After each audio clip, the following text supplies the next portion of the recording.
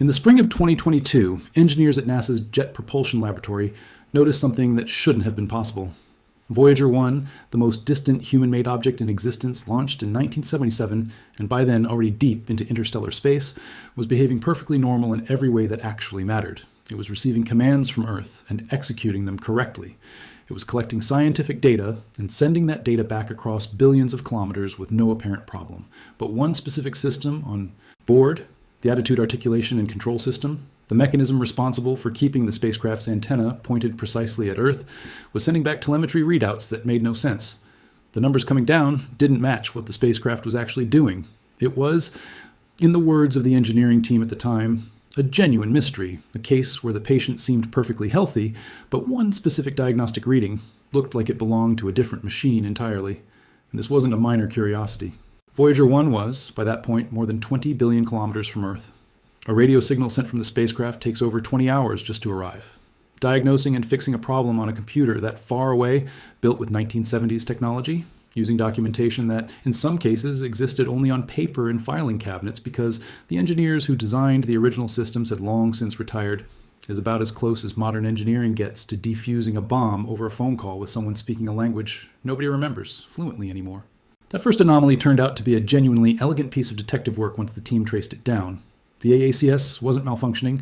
It was still doing its job correctly, actively controlling the spacecraft and keeping the antenna locked onto Earth exactly as it should have been. What had gone wrong was narrower and stranger than that.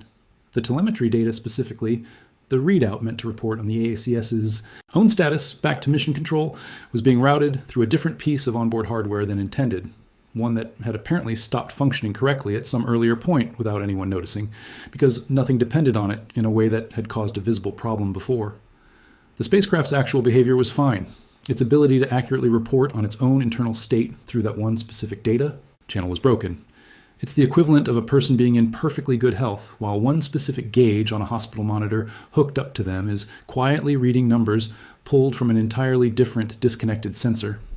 Once engineers understood that distinction, they were able to work around it, rerouting the telemetry reporting through a different onboard system and confirming that Voyager 1's actual.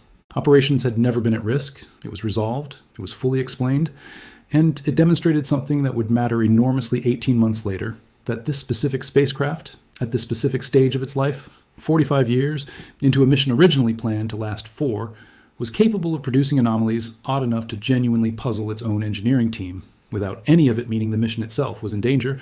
The far more serious anomaly began in November 2023, and this is the one that actually deserves the word mystery.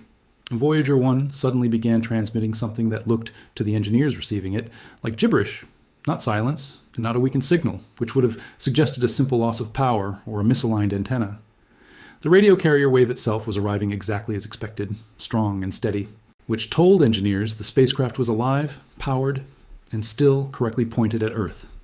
But the actual data riding on that signal, the structured stream of ones and zeros, meant to carry both scientific readings and engineering health reports back to mission control, had turned into a repeating, meaningless pattern. For 5 months, this continued.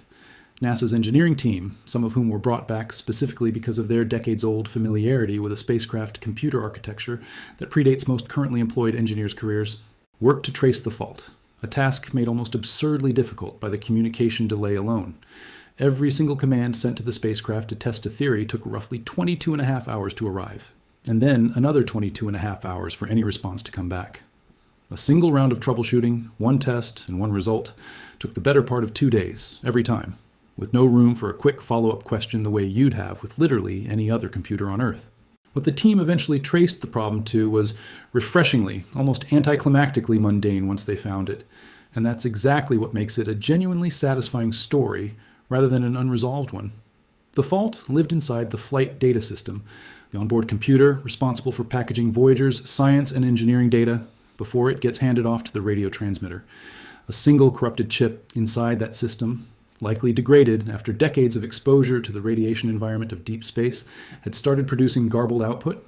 Engineers worked out a way to route the affected function around the damaged chip entirely, reprogramming the spacecraft's memory to bypass the faulty section, a repair performed on 46-year-old hardware, sent as a set of remote commands across a communication delay of nearly a full day each way, on a machine with roughly 69 kilobytes of memory total, less computing power than a single modern greeting card that plays a tune when you open it. By the spring of 2024, Voyager 1 was sending back clear, readable data again. The mystery had a real, complete, thoroughly boring, in the best possible sense, explanation. A worn-out chip on an antique computer, fixed by patient engineers willing to write software patches for a machine most of them weren't alive to see launched. The third event is the one that most directly explains why Voyager spotted something scientists can't explain.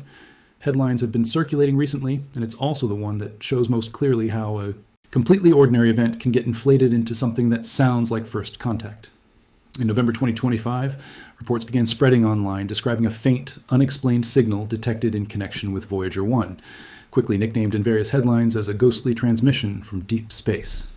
For a brief period, public speculation genuinely ran toward the idea that something unexpected, possibly non-human, had been picked up near the probe. The actual explanation, once space agencies clarified it, turned out to be almost charming. The signal wasn't coming from Voyager 1 at all, and it wasn't unexplained in any technical sense once someone checked the schedule. It was a planned transmission from the European Space Agency's Deep Space Antenna Facility in Chebarros, Spain, a live radio broadcast of the Vienna Symphony Orchestra, performing Johann Strauss II's The Blue Danube, sent out into space as a piece of scheduled science communication and cultural outreach using the same deep space antenna infrastructure that tracks missions like Voyager. Because the transmission happened to be associated with that same network of antennas used to communicate with the most famous spacecraft in history, and because initial public reporting was vague about the source, the story mutated within days into a viral, mysterious signal near Voyager headline. And from there, into an even more exaggerated wave of blog posts inventing details that never happened at all, quantum processors, recursive symbolic patterns, non-human structure buried in the telemetry, none of which appear anywhere in NASA or ESA's actual technical communications. It's a near-perfect case study in how an entirely explainable publicly scheduled event, a symphony orchestra broadcast, can get reframed within a single news cycle into something that sounds like a UFO encounter, simply because it happened in the same general context as a spacecraft people already associate with mystery and wonder. There's a reason Voyager keeps generating this kind of speculation more than any other spacecraft. And it's worth understanding, because it isn't really about aliens at all. It's about the genuinely strange, genuinely emotional position this particular machine occupies. Voyager 1 is not just old, it is currently more than 25 billion kilometers from Earth. They're deep enough into interstellar space that it has fully left the region of space still under the direct influence of the sun's solar wind. Signals to and from it take nearly a full day to make a one-way trip. It's operating on decades-old technology, kept alive by a small, aging team of engineers who understand its systems well enough to write patches. For a computer built before most of them were born, using documentation that in places genuinely exists only on paper because it predates searchable digital archives. It also carries the golden record, a phonograph disc loaded with sounds, images, and greetings from Earth, assembled under the direction of Carl Sagan specifically for the improbable scenario that some other intelligence might someday intercept it. That combination, a machine that is both an aging, physically failing piece of hardware and a symbolic message in a bottle launched into the cosmic ocean, makes it uniquely primed for exactly this kind of story. When something goes wrong with Voyager, and after nearly 50 years in the harshest environment humans have ever sent a machine into. Of course, things periodically go wrong.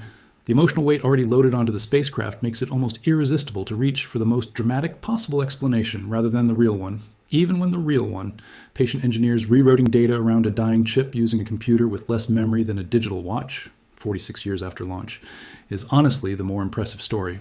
What the last few years of real Voyager anomalies actually show, when you follow them all the way to their true, documented conclusions, is not evidence of anything unexplained lurking at the edge of the solar system.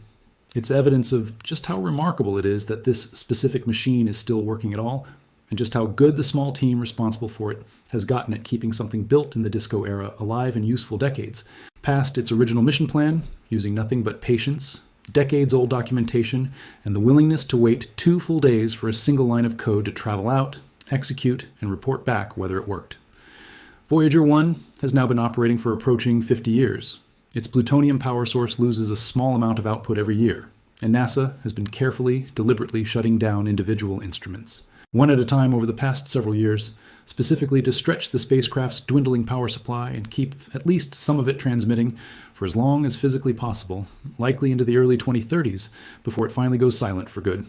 Every anomaly it produces between now and then is going to be genuinely interesting, because a machine this old, this far away, and this thoroughly outside the reach of any repair crew generating strange telemetry readings is not a mystery that needs an exotic explanation. It's exactly what you'd expect from the oldest, farthest, most quietly heroic piece of engineering humanity has ever built, still doing its job, still occasionally confusing the people back home, and still, every single time so far, turning out to have an answer that is grounded, findable, and human.